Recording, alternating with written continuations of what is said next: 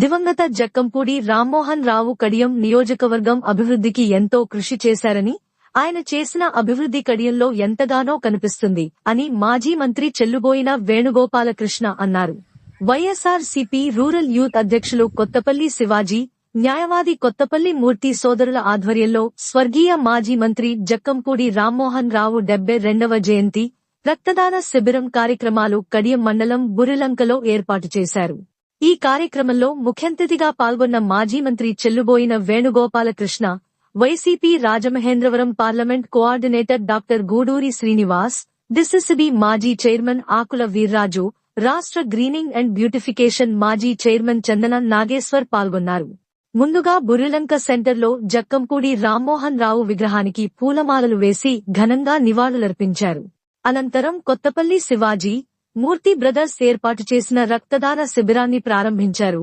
ఈ సందర్భంగా మాజీ మంత్రి చెల్లబోయిన వేణుగోపాలకృష్ణ మాట్లాడుతూ జక్కంపూడి రామ్మోహన్ రావు జన హృదయ నేత అన్నారు. దివంగత ముఖ్యమంత్రి రాజశేఖర్ రెడ్డి హయాంలో జక్కంపూడి రామ్మోహన్ రావు కడియం నియోజకవర్గం అభివృద్ధికి ఎంతగానో కృషి చేశారన్నారు. ప్రజాసేవలో దివంగత జక్కంపూడి రామ్మోహన్రావుకు ఎవరు సాటిలేరని, రాజకీయాల్లో దివంగత జక్కంపూడి రామ్మోహనరావును ఆదర్శంగా తీసుకోవాలని తెలిపారు. జక్కంపూడి జయంతి సందర్భంగా ఏర్పాటు చేసిన రక్తదాన శిబిరంలో సుమారు 100 మంది రక్తదానం చేశారు.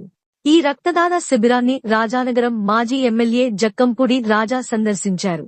ఈ శిబిరాన్ని ఏర్పాటు చేసిన కొత్తపల్లి శివాజీ, మూర్తి సోదరులను ప్రత్యేకంగా అభినందించారు.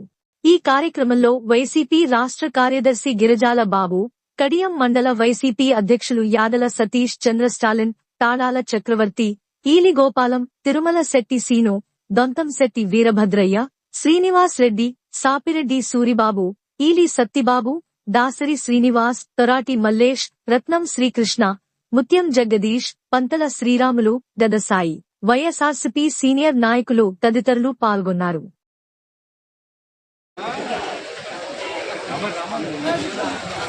జోహార్ జక్కంపూడి, జోహార్ జక్కంపూడి, జోహార్ జక్కంపూడి, జోహార్ జక్కంపూడి,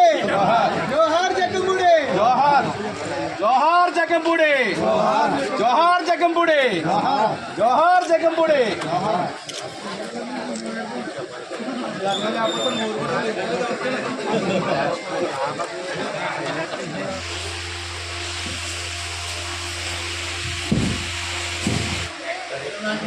రామకృష్ణ గారు ఎలా చూడండి, ఒక్కడే అలా ఉంది.